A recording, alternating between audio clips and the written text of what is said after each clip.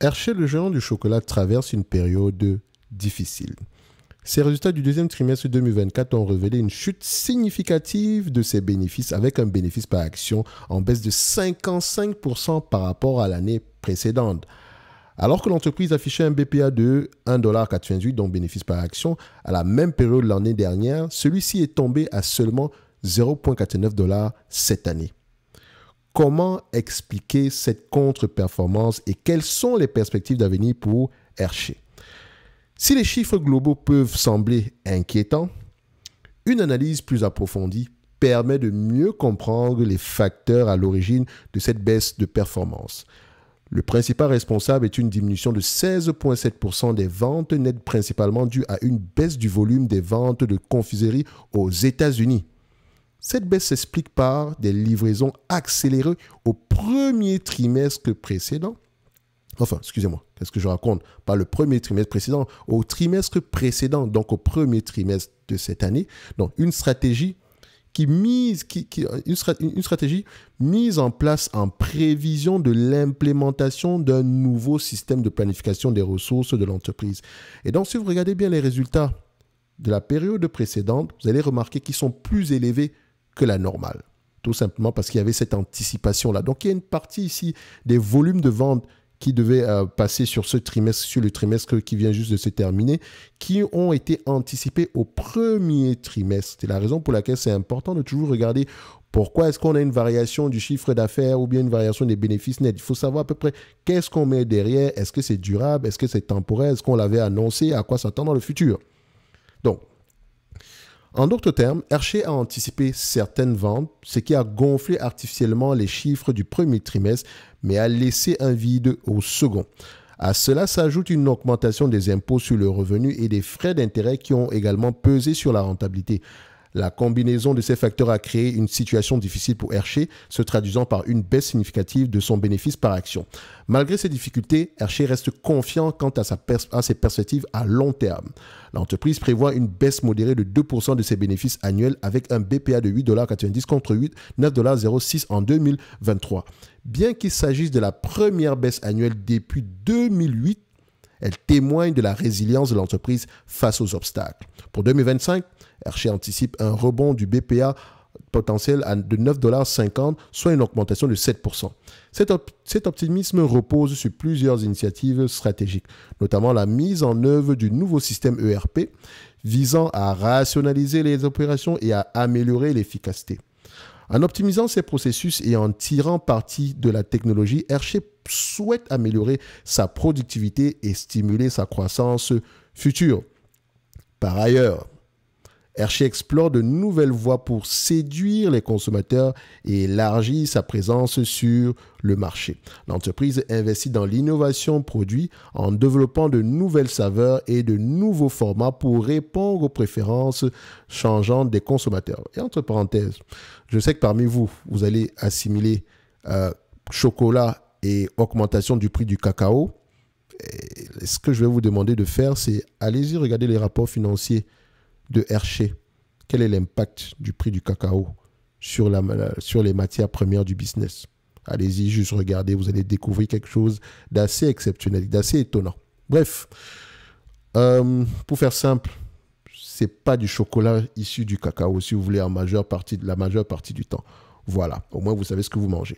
Donc, elle met également l'accent sur le renforcement de sa présence numérique et l'expansion de ses capacités de commerce électronique pour toucher un public plus large. Si la récente baisse de performance soulève des inquiétudes, il est important de souligner la solidité financière de Hershey. L'entreprise dispose d'une trésorerie saine de près de 467 millions de dollars et d'une dette à long terme gérable.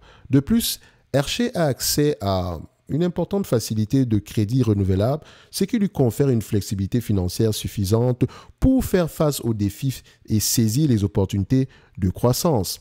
Hershey bénéficie également d'une forte notoriété de marque et d'une clientèle fidèle.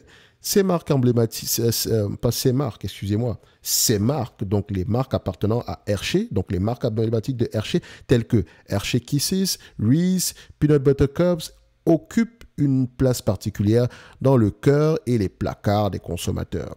Cette fidélité à la marque, combinée à ses initiatives stratégiques et à la solidité financière, à sa solidité financière, permet à Hershey de traverser la tempête actuelle et d'en sortir plus fort. Donc, il n'y a pas d'inquiétude ici pour moi à moyen terme pour ce business-ci. En ce qui concerne les perspectives à long terme, la récente baisse de performance de Hershey présente un tableau mitigé pour les investisseurs. Si les perspectives à court terme peuvent sembler difficiles, les perspectives à long terme de l'entreprise restent prometteuses. Et donc, vu qu'on est là pour investir à long terme, c'est le long terme qui va nous intéresser. D'accord?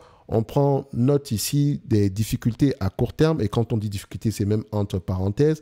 Mais voilà, on s'entend également que c'est quelque chose de pas durable, selon moi.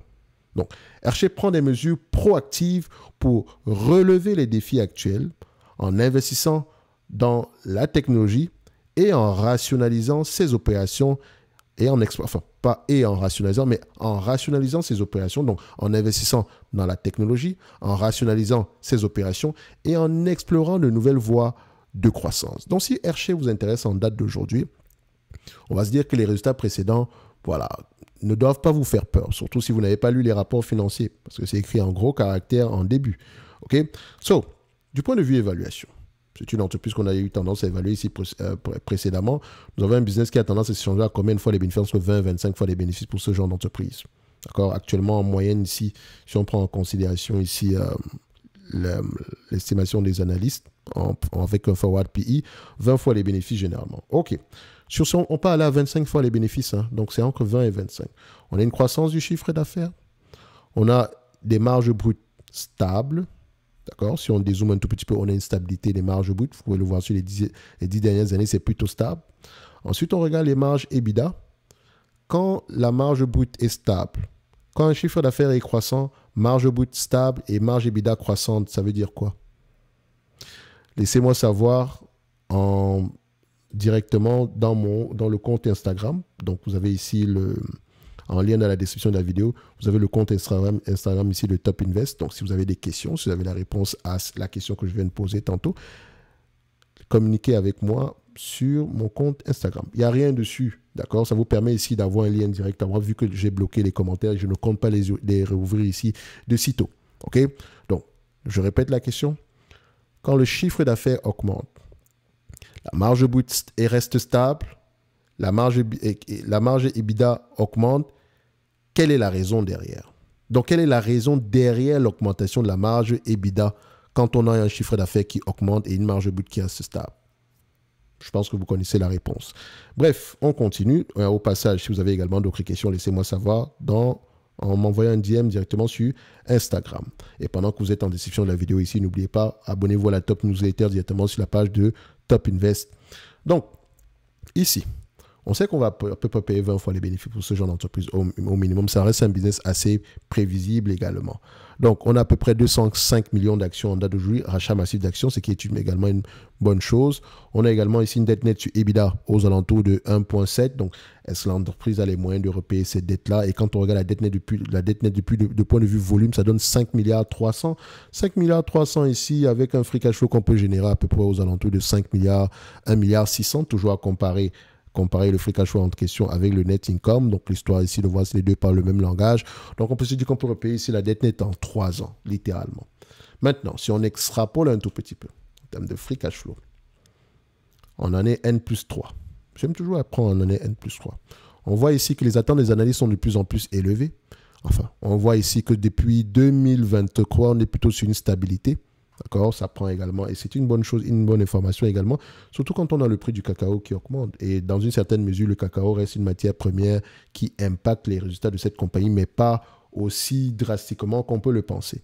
Donc, nous attendons ici à près de 2 milliards 120. D'accord, 2 milliards 120 millions. On me demande de payer aujourd'hui 38 milliards, un business qui pourrait me rapporter 2 milliards 120 millions par an d'ici disons 2027, ok? Ça donne à peu près un rendement sur coût de près de 5,57%. Donc, si cette compagnie se négocie à 20 fois les bénéfices, même à cette période-là, je ne suis pas en train de surpayer. Évidemment, je n'ai pas pris en considération la croissance, d'accord? Donc, ici, ce qu'on va faire, c'est 2 milliards 120 multiplié par 20 fois les bénéfices. Comme je le mentionne ici, l'entreprise peut s'échanger entre 20 et 25 fois les bénéfices. Je prends 20 pour rester stable, pour rester à peu près raisonnable. Ça donne à peu près 42 milliards 400. 42 milliards 400 moins la dette nette. On a une dette nette. Nous avons une dette nette de combien ici en date d'aujourd'hui? On a une dette nette ici. Le chiffre était de combien encore? 5 milliards 300 moins 5 milliards 300 divisé par le nombre d'actions. Excusez-moi, divisé par le nombre d'actions. Voilà. 205 millions d'actions divisé par 2,05. Ça donne à peu près aux alentours de 181 $ l'action. Donc pour moi, cette compagnie est correctement évaluée au prix actuel. Si on ne prend pas en considération la dette, okay, avec une certaine croissance ici, si on ne prend pas en considération la dette, d'accord, ça donne à peu près combien? 2,05. Nous avons à peu près aux alentours de 207 millions. Donc dans tous les cas de figure, Hershey reste correctement évalué. Est-ce que ça vaut la peine de parler de dividendes? Si l'entreprise ici vous reverse la totalité des bénéfices nets attendus en année N+3, vous aurez un rendement de près de 5,5%. Actuellement, c'est 2,92%. Si on prend à peu près ce qui est attendu cette année, donc je vais prendre ici free cash flow en année N+1, c'est ça, ça donne à peu près combien? 1,830 milliard, donc 1,830 milliard, 1,830 divisé par la capitalisation boursière en date de juillet, 37 milliards. Voilà, je vais mettre 38 milliards, il ne faut pas se casser la tête. 38 milliards ici, ça donne aux alentours de 4,81%. On paye à peu près 2,92 pour le dividende. Moi, j'aime bien que ce soit à peu près en dessous de 80%. Donc, ce qui veut dire ici que on pourrait même monter jusqu'à 3,85%. Donc, on a une marge de manœuvre pour la croissance du dividende. Le plafond de verre est à 5% ici, comme on l'a calculé en prenant en considération une éventuelle croissance. Donc, c'est comme ça qu'on regarde le dividende. Donc, ce dividende-là, il est safe, il y a de grandes chances qu'il continue à croître. Nous, on veut acheter une compagnie. Enfin, même si vous êtes intéressé par le dividende, vous devez également regarder le prix de l'action. Donc, actuellement, c'est juste correctement évalué. Ceci n'est que mon avis et non un conseil d'investissement. D'accord? Donc, je me réserve toujours le droit de me tromper. Si vous avez un avis négatif ou bien si vous avez une remarque, etc., envoyez-moi un message sur Instagram directement. OK? Et donc, en description de la vidéo, vous avez la watchlist. Est-ce que l'entreprise mérite d'avoir une place dans notre watchlist? Et quand je dis en description de la vidéo, sur la page Podia en question, est-ce que l'entreprise mérite d'avoir une place dans notre watchlist? Bien sûr que oui. On s'était entendu ici que l'entreprise était à peu près à 181 $ l'action. Donc, je viens ici. 181 $ l'action. C'est à peu près Consumer Staple, il me semble.